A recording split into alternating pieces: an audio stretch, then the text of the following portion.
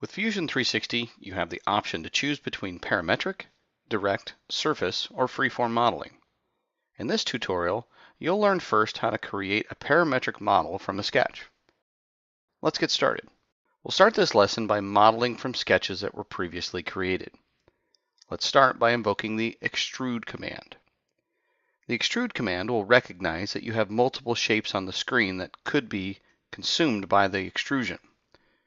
To grab the right ones, simply click on the three shapes here on the screen. Now these shapes are called profiles, and you'll see the 3D model begin to take shape. Next, we want this extrusion to extend the same length in both directions. To do so, change the direction of the extrude to symmetric. To determine the length of the extrusion, use the arrow to drag or enter in a value in the dialog box. Now it looks like I forgot to select a profile. Fusion 360 will allow you to select additional profiles by holding down Control, using Windows, or Command on a Mac. While the hotkey is being held down, we can select or deselect additional profiles.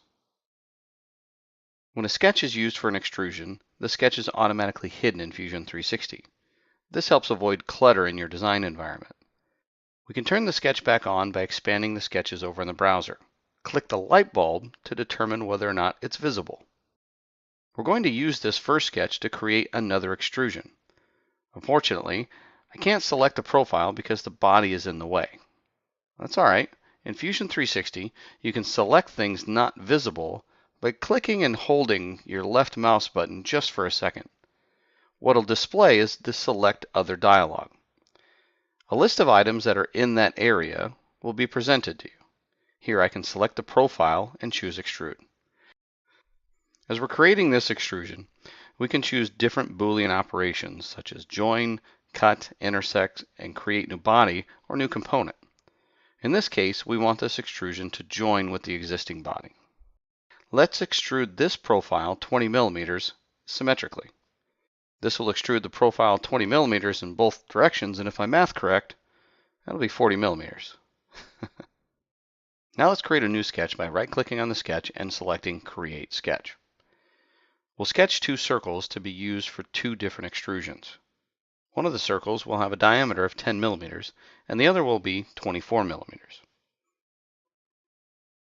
With the new sketch complete, click the Extrude command and select the smaller of the circles. We want this cut to go through the entire model, so we'll change the extents to all. This will cut anything in the profile's path. Next, we're going to show the sketch because it was hidden automatically again. Since we want the depth of this extrude cut to be different, we got to use two different extrude features.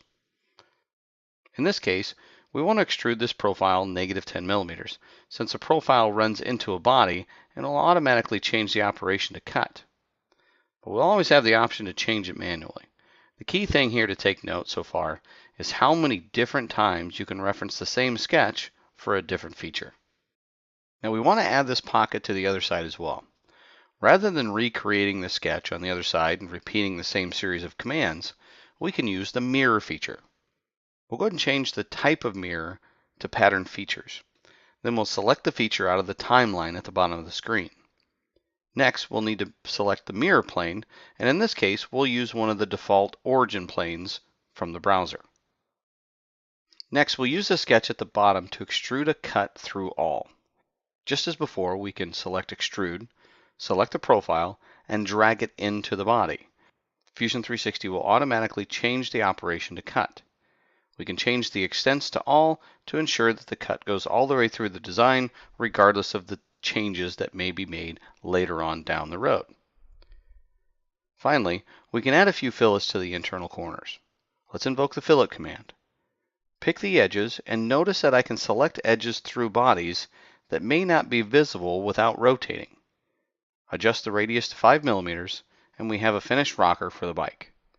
If at any time you need to modify the shape of this part, you would simply edit any one of the existing sketches. Your extrusions or any other features based on those sketches will automatically update based upon the changes you make to a sketch. Go ahead, give it a try.